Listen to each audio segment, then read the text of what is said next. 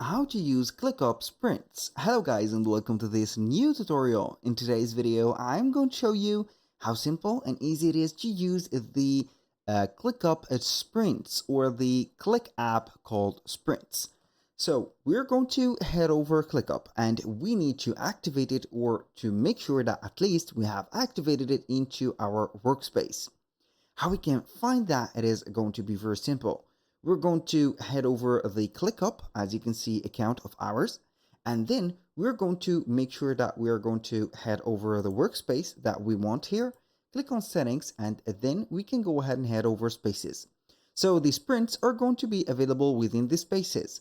So we're going to head over here, and from the click apps, as you can see, of each one of the spaces that you're going to have, we're going to have the second one, which is going to be this specific arrow, which is going to be called sprints. We're going to click on here and we're going to find what is sprints. We have the sprints and also we have the sprint points. So I'm going to let you see here what is sprints. You can go ahead and create sprints as lists to track progress of your production cycle. So the sprints is going to have a sprint point, and these sprint point is going to track the specific list that you have into your workspace or the space itself, and it is going to be set up like that. Make sure that it is going to be, let's say, enabled into the workspace and also the spaces. And the next thing that you need to do is to head over the values.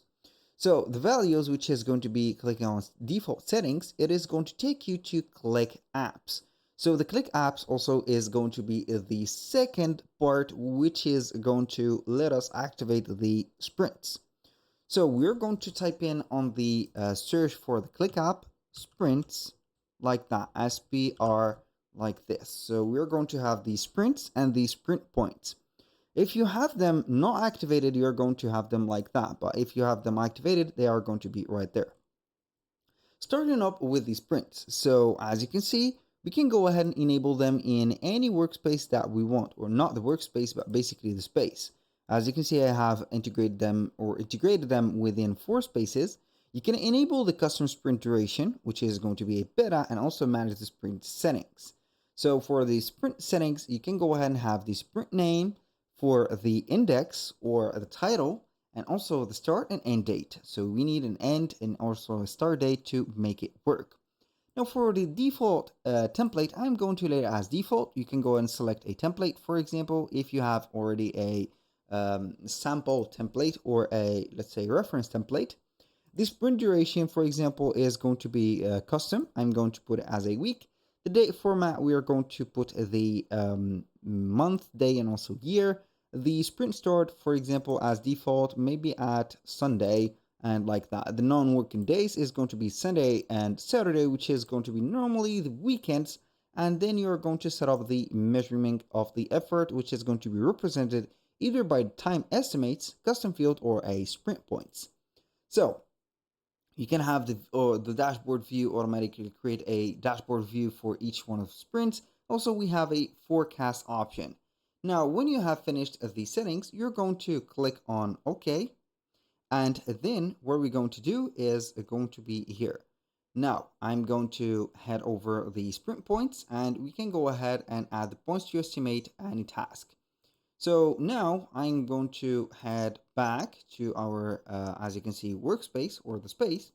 We're going to select one of the specific, as you can see here, spaces, and we're going to add a sprint. So for the view, you can go ahead and head over here and search for the sprint. Normally it is going to be mentioned here that we have sprints right there, so which is, I do not see them, so we are going to type in sprints. So we do not have them yet here, it doesn't matter. Now we can go ahead and head over a task, for example, or for this one, and we're going to head over one of the, as you can see here, items or lists. We're going to add a column, and this column we're going to search for sprints. As you can see, we can add the sprint and also the sprint points. I'm going to add it like that. For the due date for this, I'm going to change it to this date. You can go ahead and add a sprint, and as you can see, it is going to be added right away. So once you have added the sprint, it is going to start counting or tracking this specific, let's say, task or from this list. So with that, we have finished with our sprint tutorial. That was pretty much it for today's video. Thank you guys for watching. I hope that you have enjoyed the content, and I hope to see you in the next one.